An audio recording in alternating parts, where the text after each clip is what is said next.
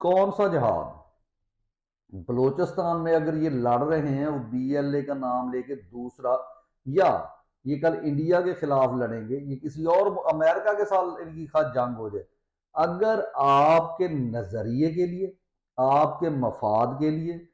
आम आवाम के लिए नहीं है तो जनाब ये, और खासकर इस्लाम के लिए नहीं है तो किस चीज की शहादत?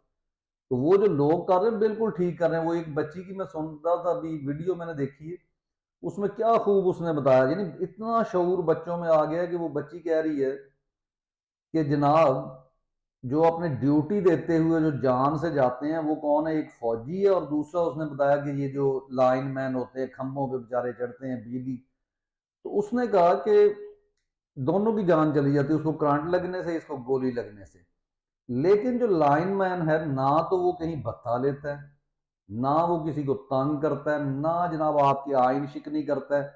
ना आपके घरों में घुसता है, ना आपकी चादर चार दीवारी का तकद्दुस पामाल करता है, ना पुलिस वालों को जूते मारता है, ना अगर उनको किसी जगह रोका जाए तो वहां पे कानून की धज्जियां उड़ाता है।